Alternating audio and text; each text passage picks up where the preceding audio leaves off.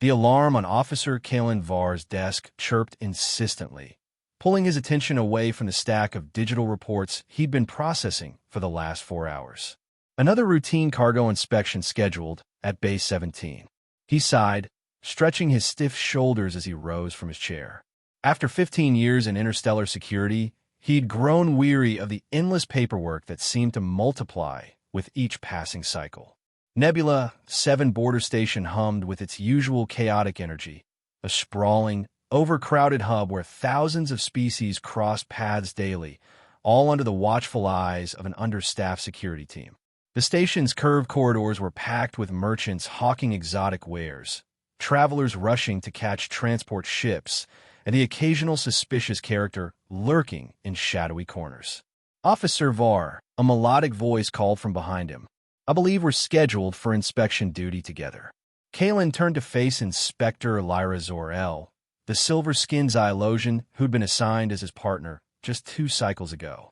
Her metallic skin caught the artificial light, creating subtle rainbow patterns across her high cheekbones. Like all Xylosians, she maintained an almost rigid posture, her movements precise and economical. Inspector, he nodded formally. Their working relationship so far had been professional but strained.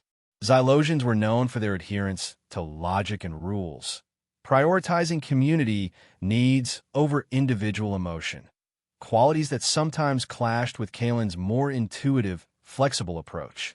Base 17. Vorgan Cargo Hauler. Routine, check.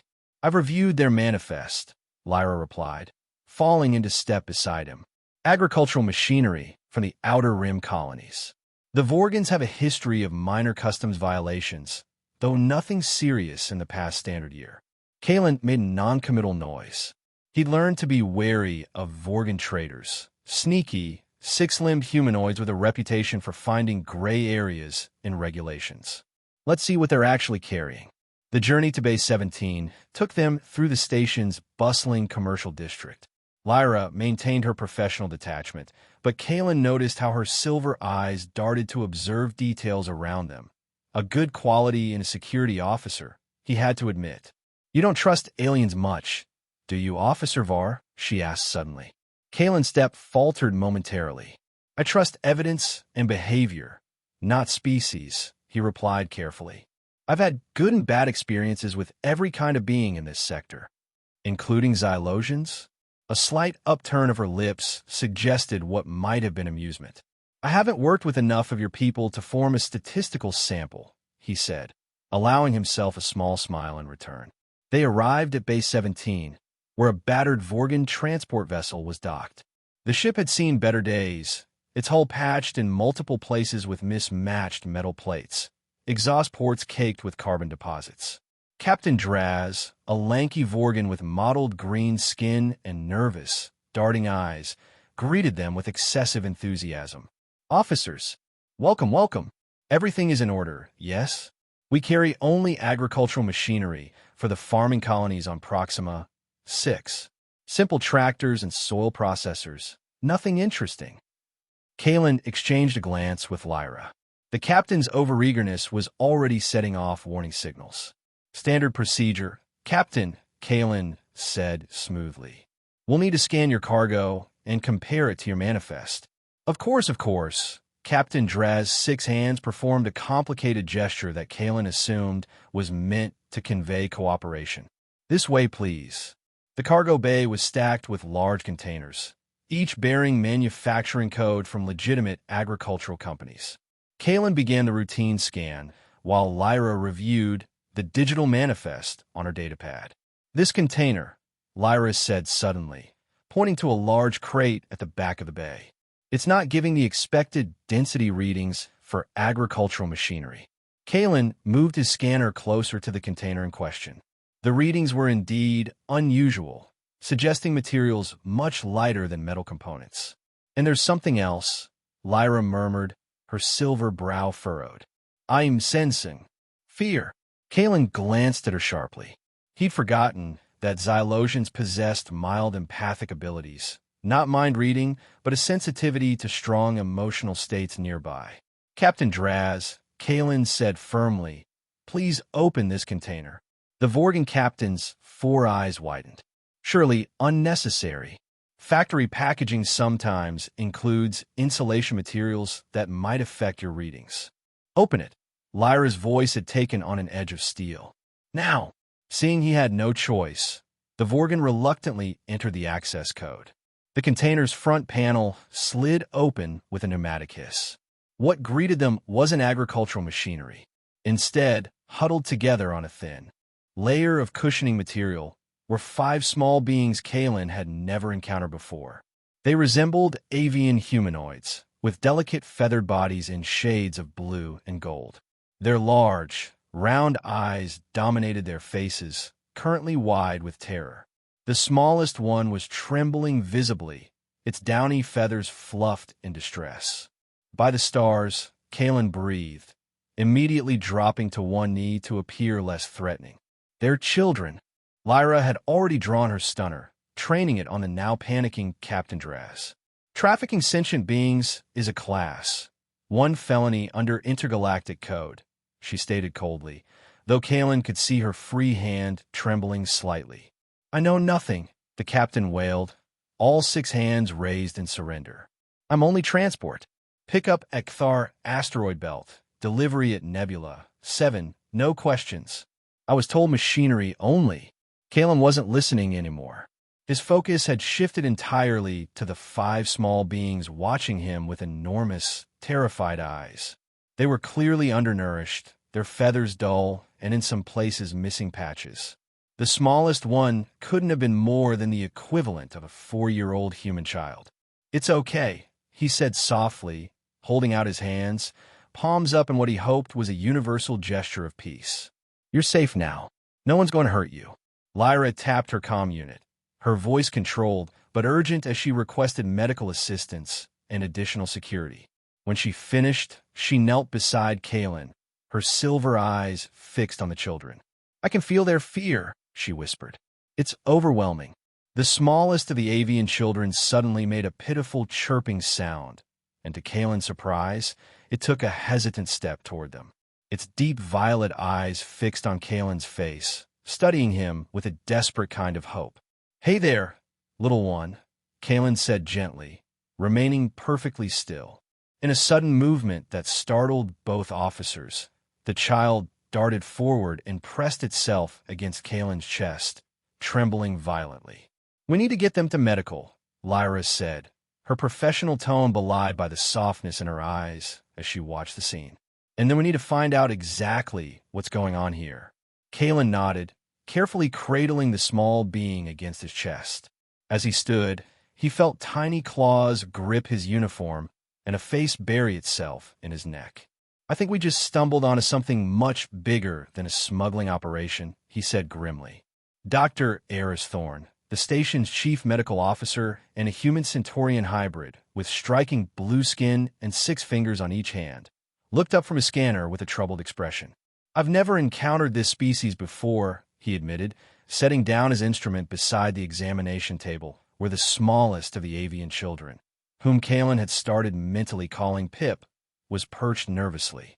Their physiology is fascinating, avian-based, but with some unique adaptations. They appear to be from a low-gravity environment based on their bone density. Kalen and Lyra stood nearby, watching as the other 4 children huddled together on a second examination bed. The largest of them, whose golden head feathers stood up in a distinctive crest, kept a protective wing around the others. Status? Lyra asked tersely. Dr. Thorne sighed.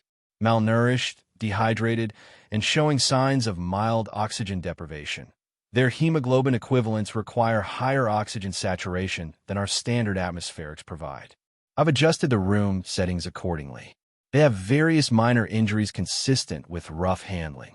His voice hardened at the last observation. No signs of serious trauma, but they're terrified, he continued. And there's something else. He hesitated. What is it? Kalen prompted. Their brainwave patterns are extraordinarily complex, more so than any species I've encountered at this developmental stage. And they appear to have unusual formations in what would be the navigational centers of the brain, without more extensive testing. No, Kalen interrupted sharply. They've been through enough. No tests that aren't medically necessary. Dr. Thorne looked surprised but nodded. Very well. For now, they need rest, proper nutrition, and security. I've synthesized a protein compound that should meet their dietary needs based on preliminary scans. What happens to them now? Lyra asked, her tone carefully neutral, though Kaelin noticed her eyes hadn't left the children. Protocol dictates they should be transferred to the station's Child Services Division, Dr. Thorne said, though his expression suggested he wasn't enthusiastic about the idea. But I must caution, our facilities aren't equipped for unknown species with specialized needs. They're already backlogged with refugees from the Orion conflict. And then what? Kaelin asked, already knowing and dreading the answer. They'd likely be transferred to the central processing facility on Ganymede Prime within a few days, the doctor replied grimly, where they'd enter the system as unidentified orphans. Kaelin and Lyra exchanged a look. They both knew what that meant. Without identified species, known cultural protocols, or genetic matches in the database, these children would likely be warehoused indefinitely in a system already overwhelmed with displaced youngsters from a dozen conflicts across the galaxy. That's not happening, Kaelin said quietly. Lyra raised an eyebrow. Officer Var, protocol clearly states. Someone tried to smuggle these kids, he interrupted, which means someone wants them. Until we know who and why, protocol would put them in danger. The doctor diplomatically busied himself with adjusting a scanner, pretending not to hear this conversation. What do you suggest? Lyra asked, her voice lower. We keep them under security protection. Directly. We have those old observation quarters in the security wing that aren't being used. We can convert them temporarily. Commander Rorik would never authorize that. Then we don't ask him, Kaelin said simply. Lyra stared at him, her silver features unreadable. Then, to his surprise, she gave a single decisive nod. We'll need supplies, and a secure transport route from medical to security. Kaelin blinked, having expected more resistance from his rule-following partner. Sensing his surprise, Lyra's mouth quirked slightly.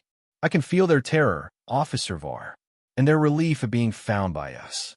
Logic dictates that their psychological welfare is a priority and that they remain with the first authorities they've bonded with. Across the room, Pip made a soft trilling sound and reached tiny feathered arms toward Kaelin. It appears they've already formed an attachment, Dr. Thorne observed mildly. Particularly to you, Officer Var.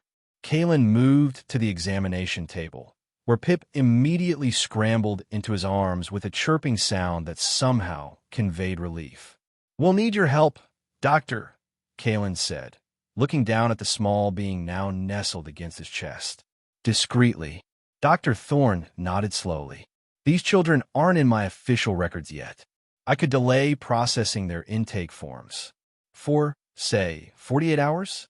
Medical observation for unknown species is within my authority.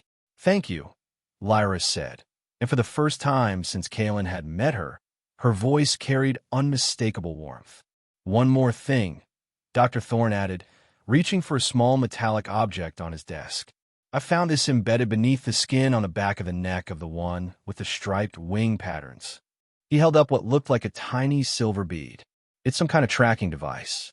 Highly sophisticated, not the kind of tech smugglers typically use. Kaelin felt a chill run down his spine. Can you tell who manufactured it? No, but I could tell you it's military grade or better. This isn't the work of common criminals. Lyra's expression darkened, which means whoever is looking for them has resources. I've disabled it, Dr. Thorne assured them. But you should know, I checked the others. They all have identical devices. Kaelin looked at the 5 children, feeling a surge of protectiveness that surprised him with its intensity. We need to move them. Now, moving 5 terrified avian children through the busy corridors of Nebula, 7 Station proved challenging, even with the service tunnels and maintenance shafts that Kaelin knew from years of security work. Lyra led the way, her Xylosian hearing alert for any approaching personnel, while Kaelin brought up the rear, carrying Pip, who refused to be separated from him. The other 4 children followed in a tight group, with the largest one, whom they'd started calling Sky for the blue crest of feathers, keeping the others in formation with soft clicks and whistles that seemed to comprise a basic language. "I think they're communicating," Lyra whispered during a brief pause at a junction point. "Not just making sounds, actual language." Kalen nodded. He noticed the patterns too. They understand each other. Maybe eventually they can help us understand where they came from. They'd reached the seldom-used security observation quarters without incident. The space was Spartan but secure, a main living area with attached sleeping alcoves, originally designed for housing protected witnesses. Most importantly, it had its own environmental controls, which they adjusted to increase oxygen levels. The children explored the space cautiously. The one with distinctive speckled feathers, Feather, in Kalen's improvised naming system, tapped curiously at the environmental control panel until Lyra gently guided him away. "They're intelligent," she observed. "They show technical curiosity." Another child, with nearly silent movements that had earned him the name Whisperer, had found the food synthesizer and was studying its buttons. With intense concentration. "I'll get the supplies Dr. Thorne prepared," Kalen said, carefully setting Pip down. The tiny avian immediately clutched at his leg, making distressed sounds. "It's okay, little one. I'm coming right back." He looked to Lyra, who seemed uncertain for a moment before kneeling to eye level with Pip. "He'll return," she said softly, pointing to the door and then back to where they stood. "Soon." To both their surprise, Pip released Kalen's leg and moved to Lyra, studying her silver face with fascination. A tiny feather hand reached up to touch her cheek. "I'll be quick," Kalen promised, slipping out the door. When he returned with the supplies, he found Lyra sitting cross-legged on the floor with all 5 children gathered around her. She appeared to be teaching them simple hand signals, pointing to objects and making corresponding gestures. The children were mimicking her with varying degrees of success, and what sounded remarkably like laughter came from Sky when Talon, the one with striped wing patterns, made an elaborate but incorrect gesture. Lyra looked up, and for the first time, Kalen saw a genuine smile transform her metallic features. "They learn quickly," she said, "and they respond well to structured communication." Kalen set down the supplies and joined them on the floor. "Looks like you've made some friends. They were afraid at first, but they're adaptable," she demonstrated by pointing to the water dispenser and making a drinking motion. Immediately, Sky repeated the gesture perfectly. "Good," Kalen said, and the word came out warmer than he'd intended. He cleared his throat. "We should establish a rotation. One of us should be here at all times." Lyra nodded. "I've already adjusted our duty schedules in the system. We're both officially assigned to special security detail for the next 3 days. It won't withstand scrutiny if Commander Rourke actually checks, but it should prevent immediate questions." Kalen raised an eyebrow, impressed despite himself. "That's not exactly by the book, Inspector." "Neither is hiding 5 children in the security wing," she replied, but there was no reproach in her tone. "Some situations require adaptability." That evening, after getting the children settled with food and makeshift bedding, Kalen watched as Lyra carefully constructed a privacy screen from spare panels to create sleeping areas. She moved with precision, but also a gentleness he hadn't observed in their professional interactions. "Why are you helping with this?" he asked finally. "You're risking your position, your reputation." Lyra was silent for a long moment, adjusting the panel with careful hands. "Xylosians value logic and community above individualism," she said eventually. "Many non-Xylosians mistake this for a lack of compassion or emotion." She turned to face him fully. "We feel deeply, Officer Var. We simply process those feelings differently." And what is the logical conclusion here? These children were being trafficked. They are in danger. The system that should protect them is inadequate. Her eyes moved to where the 5 small beings were huddled together, already drifting to sleep. "And they trust us. Logic dictates we honor that trust." Kalen studied her face in the dimmed lighting. "I misjudged you. As I perhaps misjudged you," she acknowledged. "I believe humans were often governed by impulse rather than principle. But your immediate protection of these children speaks to a principled core." Before Kalen could respond, his comm unit vibrated. A text-only message from a station security channel. Query all officers. Report any sightings of unusual cargo or unregistered aliens in Sector 7. Priority alert. He showed the message to Lyra. Someone's looking for them, she said quietly. And they have access to security channels. We need to find out more, Kalen said, a plan already forming. About the ship, about these children, about who wants them. I may have resources that could help, Lyra said carefully. A specialist in decryption technology who owes me a favor. For the tracking device. I'll dig into similar trafficking patterns, see if there's a connection. They looked at each other in the dim light, the sleeping children between them, and Kalen felt something shift in their partnership, a new alignment built on shared purpose. We'll protect them, Lyra said, and it wasn't a question. Kalen nodded. Whatever it takes. The next morning brought a new complication. Commander Rorik, a heavy-set human with perpetually narrowed eyes and a bureaucrat's obsession with procedure, cornered Kalen in the main security office. Officer Var, he said, his voice carrying the false joviality that Kalen had learned to dread. Interesting report about yesterday's Vorgan vessel inspection. Smuggled goods, was it? Yet I see no processed contraband in the system. Kalen kept his expression neutral. Still, cataloging, sir. Unusual items require proper classification. Indeed, Rorik's smile didn't reach his eyes. And where are these items? Now, secure holding, pending identification, Kalen replied smoothly. Not technically a lie. I see. And Inspector Zorel? She's assigned with you to this. Special detail? The Xylosian perspective is valuable for unusual cases, sir. Rorik studied him for an uncomfortable moment. Regional Command is quite interested in this case, Var. They've sent specific instructions that any unusual findings be transferred immediately to the central processing facility on Ganymede Prime. That set off alarm bells. Regional Command rarely involve themselves in routine smuggling cases. Of course, sir. Once proper processing is complete. See that it is. Today. Rorik's tone made it clear this wasn't a suggestion. I expect a full report and transfer preparations by end of cycle. After Rorik left, Kalen immediately sought out Lyra, finding her in their makeshift nursery, teaching the children what appeared to be a Xylosian coordination game involving complex hand movements. We have a problem, he said, explaining the encounter. Lyra's expression grew troubled. This confirms outside pressure. Rorik is not known for his initiative. He's responding to directives. We need to accelerate our investigation, Kalen said. What did your contact say about the tracking device? She's working on it, Lyra replied. The encryption is unlike anything she's seen, military grade, but with unusual modifications. At that moment, Pip scrambled into Kalen's lap, making a series of chirps that had begun to sound strangely like an attempt to say his name, KK. The child pointed excitedly to a simple drawing he'd made on a data tablet. Crude figures that appeared to be Kalen and Lyra standing protectively around smaller figures. Despite the tension, Kalen felt a smile tug at his lips.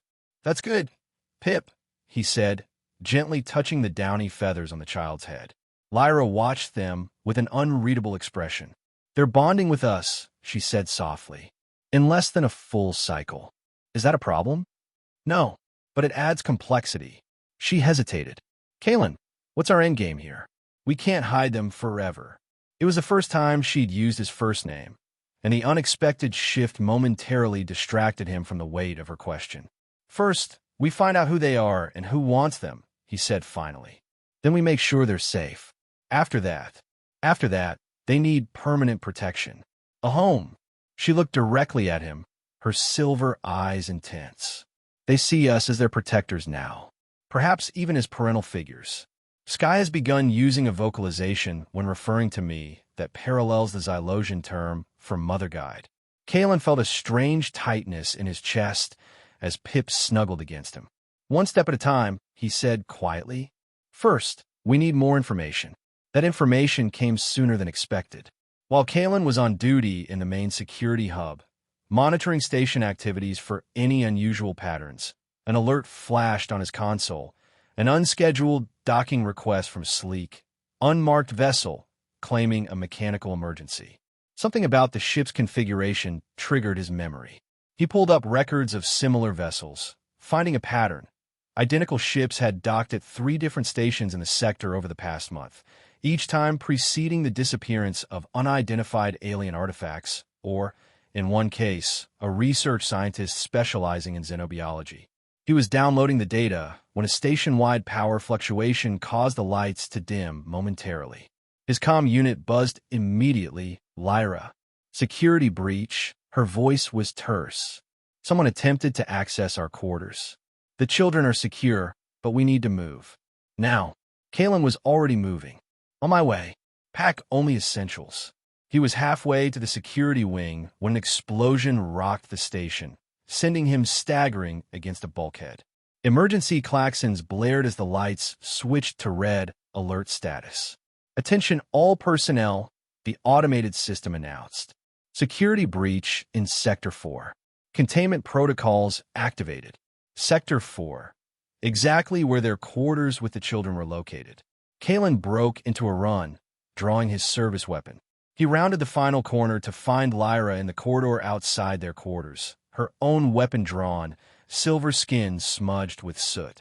Behind her, the 5 children were huddled together, wide-eyed but remarkably calm. Targeted explosive device, she reported crisply. Precision work. They knew exactly where we were. Are you hurt? Kalen asked, quickly checking her and the children for injuries. Minor abrasions only. The children were in the sleeping alcove, protected from the blast. Kalen nodded, relief washing through him. We need to get off this station. Now. Lyra raised an eyebrow. And go where? I don't know yet, but someone just tried to kill you all, and I'm betting they'll try again. He looked at the children, then back to Lyra. Do you trust me? Something flickered in her silver eyes. Yes, she said simply. Then help me steal a shuttle. Kalen's security credentials got them access to Bay 22, where patrol shuttles were docked. The station was in chaos from the explosion, with security personnel focused on the affected sector, exactly as Kalen had hoped. Lyra guided the children aboard the smallest shuttle, while Kalen quickly disabled the tracking systems and automated flight recorders, skills he'd acquired during his less regulation-abiding years before joining station security.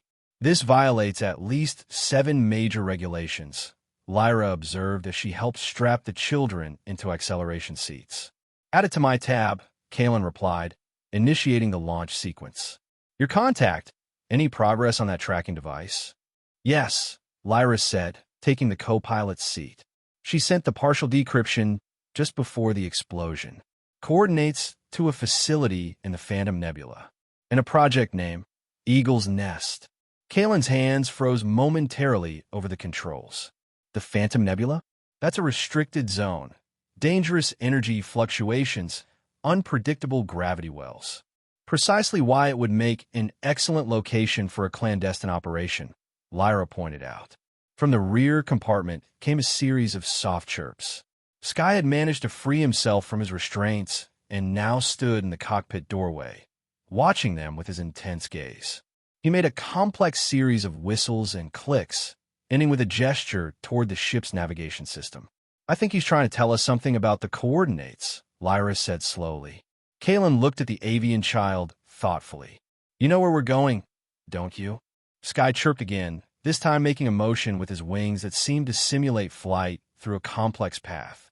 He knows the nebula, Lyra whispered. Kalen, what if these children aren't just random victims? What if they were selected for a specific purpose?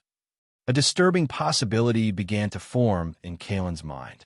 Dr. Thorne mentioned unusual formations in their navigational brain centers. And the tracking devices. Military grade. Lyra's eyes widened. They're not cargo. They're tools. The journey to the Phantom Nebula was tense. The patrol shuttle wasn't designed for long-range travel, and keeping 5 active avian children comfortable in the cramped quarters tested both officers' patience and creativity. They established a makeshift routine, Lyra piloting while Kalen managed the children, then switching roles. During one of these exchanges, as Kalen took over the controls, Lyra lingered in the cockpit doorway. They've started referring to us with specific vocalizations, she said quietly. Consistent patterns that seem to designate caretaker or protector. Kaelin glanced at her. Is that a problem? I'm simply noting the rapid formation of attachment bonds. It raises questions about their eventual placement. Kaelin kept his eyes fixed on the navigation display. Let's focus on keeping them alive first. Lyra didn't move. You formed an attachment as well, she observed. He didn't deny it. Haven't you? Yes, she admitted, surprising him with her directness. It is unexpected. Xylosians typically form emotional bonds gradually, through logical progression. There's nothing logical about any of this, Kaelin said with a wry smile. Lyra was quiet for a moment. Perhaps there is a higher logic to emotional connections that transcends species boundaries. A universal pattern we all recognize, even across biological differences. Kaelin turned to look at her fully, struck by the philosophical depth of her statement. That's not what I expected from a by-the-book Xylosian inspector. I contain multitudes. Officer Var, she replied, with what might have been the ghost of a smile, before returning to the main cabin. The Phantom Nebula lived up to its ominous name. A swirling mass of purple-tinged gases and dust, shot through with unpredictable energy discharges that lit up the view screen like lightning. Normal navigation systems stuttered and failed as they approached the nebula's outer boundary. We'll never find the coordinates in this, Kaelin muttered, watching the navigation display dissolve into useless static. Lyra appeared at his side with Sky. I believe we have a navigator. She helped the avian child into the co-pilot's seat. Sky studied the view screen intently, then began making a series of whistling sounds and precise wing gestures. He wants us to follow his directions, Lyra interpreted. Kaelin hesitated only briefly. Tell him we're ready. What followed was the most extraordinary flight experience of Kaelin's career. With Sky's guidance, translated through Lyra's increasingly accurate interpretations of his gestures and sounds, they navigated through the nebula's chaotic energy fields with precision that no automated system could have matched. He's not just familiar with the nebula, Kaelin said in amazement, as they slipped between two energy vortices that would have shredded the shuttle without Sky's guidance. He understands it. Intuitively. Their species must have evolved in similar conditions, Lyra theorized. Perhaps with natural abilities to sense electromagnetic fields or gravitational variations. After nearly 3 hours of tense navigation, Sky began chirping excitedly, pointing to a particular section of the nebula that appeared indistinguishable from any other to Kaelin's eyes. He says we're here, Lyra translated. Though I see nothing. Kaelin activated the shuttle's deep scan sensors. There, he said after a moment, pointing to a faint anomaly in the readings. Mass where there shouldn't be any. Artificial structure camouflaged. As they approached cautiously, the empty space before them seemed to shimmer and partially dissolve, revealing the outlines of a sophisticated space station almost completely hidden by advanced cloaking technology. The Eagle's Nest, Lyra whispered. Sky made a series of distressed chirps, his feathers flattening against his body. He's afraid, Lyra said unnecessarily. In the main cabin, the other children had begun making similar sounds of distress. Kaelin maneuvered the shuttle to a position behind a dense cluster of nebula gases, providing natural cover. We need a plan. We can't just dock and walk in. Lyra nodded, her expression grim. I can use my empathic abilities to help sense guard positions and potential threats, and perhaps to calm the children enough to gather more information from them. Over the next several hours, they pieced together a clearer picture. With Sky's help, they identified an emergency access port on the station's lower level. Using the shuttle's limited sensors and Lyra's careful questioning of the children through improvised sign language, they developed a rough understanding of the station's internal layout. What emerged was chilling. The facility appeared to be a research and training center. The children called it the bad place in their gestural language, and their fear was palpable whenever it was mentioned. From what I can gather, Lyra said as they finalized their plan, they used the children's natural navigational abilities to guide ships through dangerous regions like this nebula. Regions rich in rare resources, but too hazardous for conventional navigation. They're turning them into living navigation tools, Kalen said, disgust evident in his voice. Biological equipment. Yes. And from the children's reactions, the training methods are not gentle. They decided to move at what would be the station's night cycle, based on the children's understanding of the routine. Kalen programmed the shuttle for a rapid extraction on remote signal, while Lyra prepared emergency medical supplies and basic weapons. As they made final preparations, Pip climbed into Kalen's lap, looking up at him with those enormous violet eyes. KK, the small being chirped, the approximation of Kalen's name, now distinct and unmistakable. Tiny feathered hands patted Kalen's face with surprising gentleness. We'll get them out, Kalen promised, looking over Pip's head to where Lyra sat with the other children. All of them. Docking at the emergency access port required all of Sky's navigational skill and Kalen's piloting finesse. Once secured, they faced the problem of who would go and who would stay with the children. Logic dictates I should go, Lyra said. My empathic abilities will provide tactical advantages. And leave me behind? Kalen shook his head. Not happening. The children will come with us, he interrupted. We can't leave them alone on the shuttle, and we can't split up. We'll need both of us if we encounter resistance. Lyra studied him for a long moment, then nodded. You're right. The risk calculation favors staying together. The children respond well to our presence and will be more cooperative. They equipped each child with a small emergency beacon and basic safety harness. Kalen spent extra time reassuring Pip, who seemed the most frightened of returning to the bad place. We won't let anyone hurt you, he promised, securing the final strap on the tiny being's harness. Stay close to me, understand? Pip chirped an affirmative, tiny claws gripping Kalen's sleeve. Breaching the station proved easier than expected. The emergency access port security systems were designed to keep people in, not out. Once inside, they found themselves in a dimly lit maintenance corridor.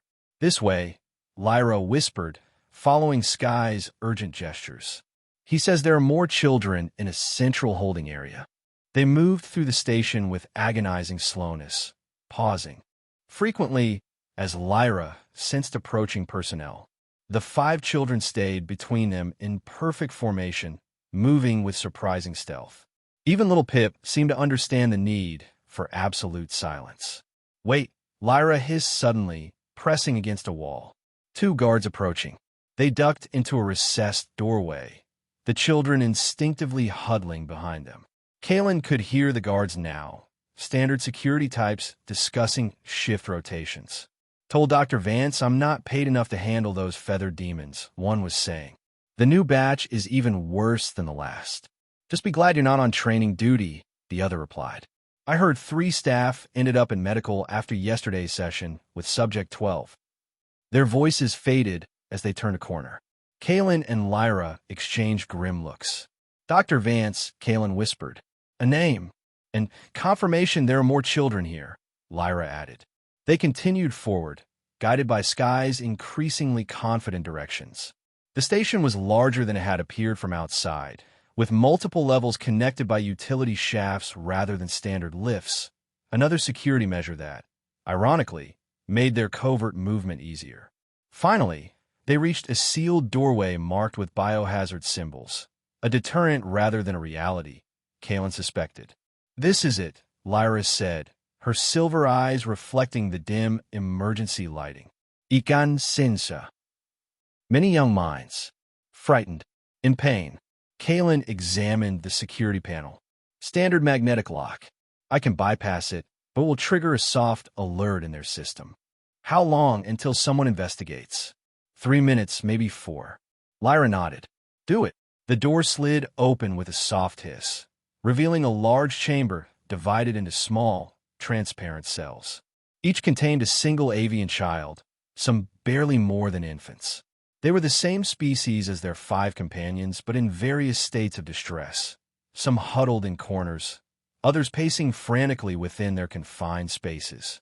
By all stars, Lyra breathed, her composed demeanor cracking at the sight. Sky let out a mournful trill, echoed by their other companions. From within the cells, several of the captive children responded with similar sounds. "How many?" Kalen asked, quickly assessing the room. 23, Lyra counted. "Plus our 5, makes 28 in total. We can't carry them all to the shuttle." "We won't have to," Lyra said, moving to a central control panel. "These are remotely operated holding cells. If I can override the system." She worked quickly, her silver fingers flying over the controls. After a tense minute, there was a series of soft clicks as the cell doors unlocked simultaneously. The newly freed children emerged cautiously, many immediately seeking out Sky and the others, touching feathers and making soft trilling sounds that seemed like recognition or relief. "They know each other," Kalen observed. "Family groups, perhaps," Lyra suggested. "We need to move quickly. The alert will have registered by now." Organizing nearly 30 frightened avian children into an orderly evacuation proved challenging, but Sky quickly established himself as a leader, using whistles and gestures to create a formation. The older children helped the younger ones, and within minutes they were moving back toward the emergency access port. They had almost reached the maintenance corridor when an alarm blared through the station. "Containment breach detected in Sector 7, an automated voice announced. "All security personnel to alert status." "Run," Kalen said simply. They abandoned stealth for speed, hurrying the children through the corridors. They were within sight of the access port when a voice behind them called, "Stop right there." Kalen pushed Pip into Lyra's arms. "Get them to the shuttle. I'll hold them off." "Kalen, go." Lyra hesitated only a fraction of a second before nodding sharply and herding the children toward the shuttle. Kalen turned to face the approaching security team. 4 armed guards led by a tall, severe-looking woman in a laboratory coat. "Officer Var, I presume," the woman said coldly. "I am Dr. Alara Vance. You are interfering with a classified research operation and removing valuable government property." "Those children are not property," Kalen replied, his weapon steady in his hands. Dr. Vance smiled thinly. "How charmingly naive. The Aryans are the most valuable navigational resource discovered in the last century. Their natural ability to perceive and map quantum fluctuations makes them invaluable for resource extraction in unstable regions. With proper training, a single Aryan can replace an entire navigation suite and pilot team." "Proper training," Kalen repeated with disgust. "You mean torture and conditioning." "I mean necessary scientific protocols to develop their inborn talents," she corrected smoothly. "Talents that will serve the greater good of humanity and our allies. Now, I'll give you one chance to surrender and return the subjects." "Not happening, Doctor." Her expression hardened. "Guards, take him. Alive if possible, but the subjects are the priority." The guards raised their weapons, but before they could fire, the corridor was suddenly plunged into darkness. A moment later, Kalen felt a hand grab his arm. "Your timing needs work." Lyra's voice came from beside him. "The shuttle is ready. The children, aboard. Sky stayed to guide me back to you. He's waiting at the junction." They moved swiftly through the darkness, guided by Lyra's superior night vision. Behind them, Kalen could hear Dr. Vance shouting orders and the sound of backup generators struggling to engage. "What did you do to their systems?" he asked as they ran. "Targeted electromagnetic pulse," Lyra replied. "A little trick I learned from a Xylosian defensive specialist. It won't last long." They reunited with Sky at the junction, the avian child trilling urgently and pulling them toward the access port. As they approached the shuttle, Kalen could see all the other children safely aboard, with Pip anxiously watching from the viewport.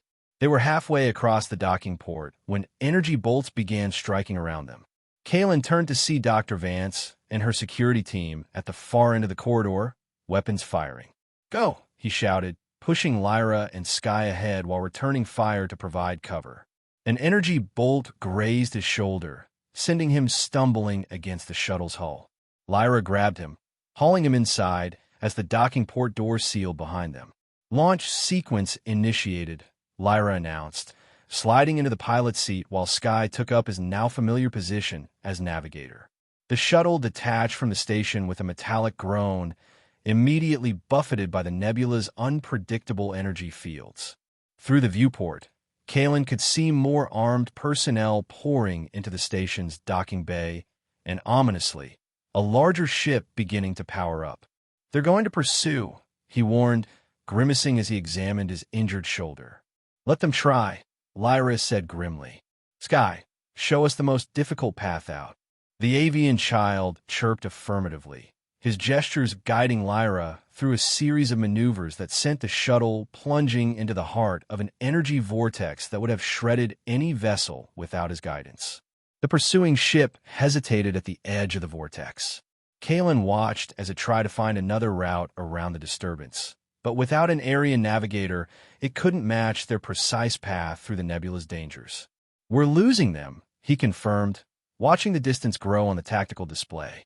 Throughout the shuttle, the rescued children were huddled in groups, the older ones comforting the younger. Pip had found his way to Kalen's side, tiny hands examining his wounded shoulder with worried chirps.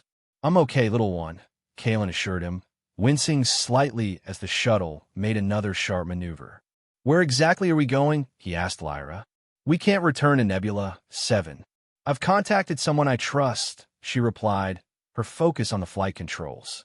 "Admiral Thoreau of the Galactic Alliance Fleet. She's arranging a secure rendezvous point and witness protection." Kalen raised an eyebrow. "You know an admiral?" "She was my mentor at the academy before I joined border security," Lyra explained.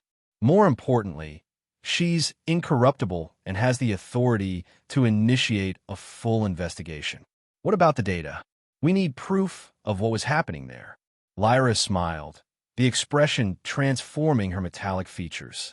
"While you were confronting Dr. Vance, I downloaded the facility's research logs. Everything, subject acquisition records, training protocols, genetic profiles, and most importantly, the list of officials involved in Project Eagle's Nest." Kalen stared at her with newfound respect. "You're full of surprises, Inspector. As are you, Officer Var."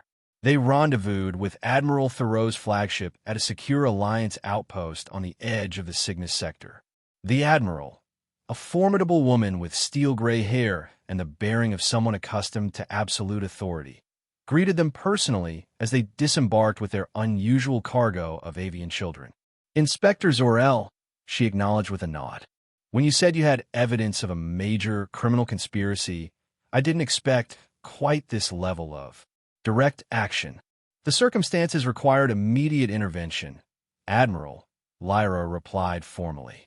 Admiral Thoreau surveyed the group of Aryan children, her expression softening slightly. "So I see." She turned to Kalen. "And you must be Officer Var. Quite the partnership you two have formed." "It's been an educational experience," Kalen said diplomatically. The Admiral smiled briefly before becoming all business again. "My team is ready to receive your evidence. We've already begun a classified operation to secure the facility you discovered. In the meantime, these children will need medical attention and protection. They stay with us," Kalen said immediately, surprising himself with the force of his statement. The Admiral raised an eyebrow. "That's not standard protocol, Officer Var." "Nothing about this situation is standard, Admiral," Lyra interjected. "These children have formed trust bonds with us. Separating them now would cause additional psychological trauma." Admiral Thoreau studied them both for a long moment. "Very well. Temporary guardianship is granted while we process the evidence and determine next steps." She leaned closer. "But be prepared. What you've uncovered will have far-reaching consequences. There will be powerful people implicated, and they won't go down without a fight." The next several weeks passed in a blur of debriefings, medical examinations, and legal proceedings. The evidence Lyra had gathered proved damning. Project Eagle's Nest had connections reaching into the highest levels of several planetary governments and major corporations involved in nebula resource extraction. Commander Rorik from Nebula 7 was among those arrested, his bank records showing substantial payments from shell companies linked to Dr. Vance's operation. The doctor herself was facing multiple charges of kidnapping, child endangerment, and ethical violations that would likely keep her in prison for life. Through it all, Kalen and Lyra remained with the Aryan children. Alliance xenobiologists and linguistic specialists worked to establish better communication with them, confirming that they were indeed a previously undocumented sentient species whose natural habitat was the energy-rich nebulae scattered throughout the galaxy. Their brain structures allow them to perceive quantum fluctuations as visible patterns, Dr. Sorensen, the lead xenobiologist, explained during one briefing. It's an evolutionary adaptation to navigate the dangerous energy fields of their native environment. Truly remarkable. Can they ever return to their original home? Lyra asked. Dr. Sorensen's expression grew somber. That's the tragedy here. From what we've been able to piece together through their developing language skills, their home, Nebula, collapsed in a natural stellar event about 15 years ago. The survivors scattered, vulnerable to exploitation. These children were likely born in captivity or taken very young. But they have nowhere to go, Kalen said quietly. The Alliance is considering establishing a protected sanctuary in a suitable nebula, Admiral Thoreau informed them. But that's years away, and these children need stable environments now. Kalen and Lyra exchanged a look, a silent communication that had become increasingly common between them. That evening, in the temporary quarters they'd been assigned aboard the flagship, Kalen found Lyra sitting with Sky, Whisper, and Feather, teaching them a written form of communication using a datapad. They're learning incredibly quickly, she said without looking up. Their cognitive abilities are advanced for their apparent age. Kalen nodded, watching as Pip and Talon played a complex pattern game on the floor nearby. Admiral Thoreau says they'll begin placing them with approved foster families next week. Specialists in xenopediatric care. Lyra's hand faltered on the datapad. I see. Unless alternatives are proposed, he added carefully. Now she did look up, her silver eyes meeting his. What are you suggesting, Kalen? He sat beside her, choosing his words with unusual care. These past weeks have been unexpected. We've both come to care for these children, particularly our original 5. That's not in dispute, she agreed cautiously. When this all started, I never imagined becoming responsible for anyone else. My life was ordered, predictable, sometimes boring, as was mine, Lyra admitted. Xylosians value stability and clarity of purpose. And now, she looked at the children scattered around the room. Now I find that purpose can take unexpected forms. Her eyes returned to his. What exactly are you proposing? I'm proposing we don't let them go, Kalen said simply. At least, not the original 5. Sky, Feather, Whisper, Talon, and Pip. They trust us. They bonded with us. And I think we bonded with them too. Lyra was silent for a long moment. There would be significant challenges. Biological differences, cultural adjustment, educational requirements specific to their species. Is that a no? It's an acknowledgement of reality, she clarified. But it's not a no. She hesitated. There's also the matter of us. We would need to establish a permanent partnership to provide stability. Would that be difficult for you? Kalen asked, suddenly uncertain. Partnering with a human long-term? A small smile touched her lips. I was more concerned about how you would feel partnering with a Xylosian. We are not known for our spontaneity or emotional expressiveness. I think you've shown plenty of both these past weeks, Kalen replied, returning her smile. And I've learned that first impressions aren't always accurate. From across the room, Pip noticed their conversation and scampered over, climbing into Kalen's lap with practiced ease. KK, he chirped happily, then turned to Lyra with an equally affectionate, Lyra. The other children began gravitating toward them as well, sensing the importance of the moment in that mysterious way children often do. We should discuss this properly, Lyra said, even as she automatically adjusted Feather's rumpled wing feathers. Logically examine all implications. We absolutely should, Kalen agreed solemnly, though he couldn't keep the warmth from his voice. But I think I already know your answer. Admiral Thoreau was surprised, but not entirely unsupportive when they presented their petition for permanent guardianship of the 5 Aryan children. It's highly unusual, she noted, reviewing their formal request. Cross-species adoption is precedent, but not with a newly discovered species, and certainly not by a mixed-species couple. We're not technically a couple, Lyra pointed out, though Kaelin noticed she didn't sound entirely convinced of this herself anymore. The Admiral's expression suggested she wasn't convinced either. Nevertheless, you're proposing to raise 5 alien children together. That constitutes a family unit by any reasonable definition. She studied them both for a long moment. This won't be easy. You'll face bureaucratic hurdles, possibly prejudice. The children will have special needs as they grow. We're aware of the challenges, Kaelin said firmly. And you're both prepared to leave your careers in border security? Lyra nodded. I've been offered a position as a consultant with the newly formed Interspecies Children's Rights Division. It would allow me to work primarily from a permanent location rather than a station posting. And I've applied to the Alliance Academy as a tactical instructor, Kaelin added. If accepted, it would provide stability and appropriate housing for a family of our unusual composition. Admiral Thoreau leaned back in her chair, a smile finally breaking through her official demeanor. You've thought this through quite thoroughly.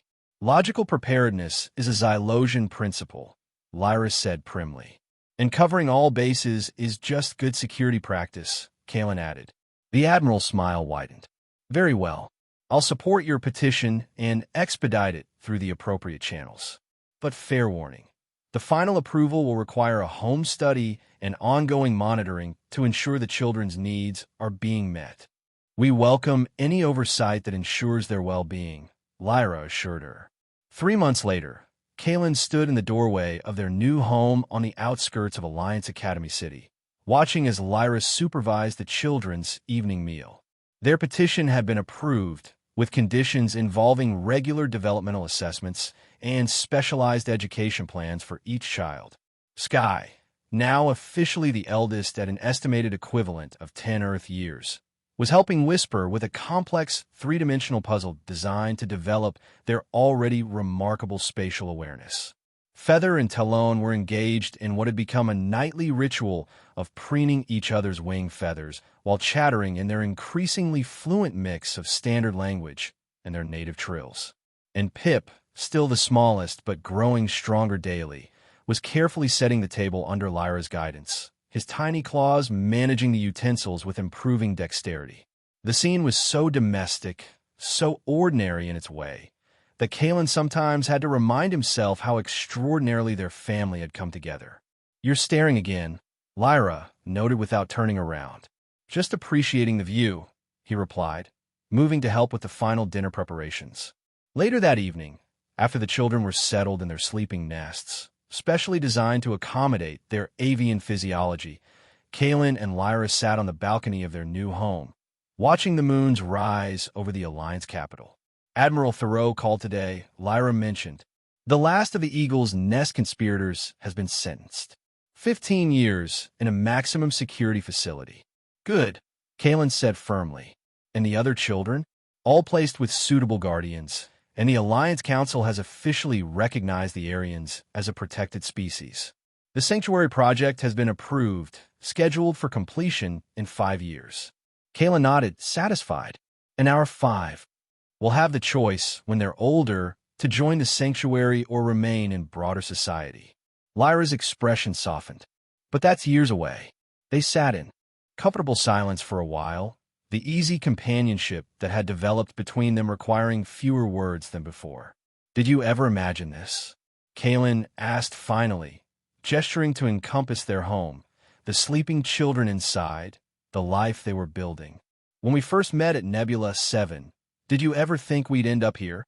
Lyra considered the question with her usual thoughtfulness. Xylosians believe in logical progression, cause and effect, but we also recognize that complex systems produce unpredictable outcomes. She turned to face him fully. No, I did not imagine this specific outcome, but I find it satisfactory. Kaelin laughed softly. High praise from Xylosian.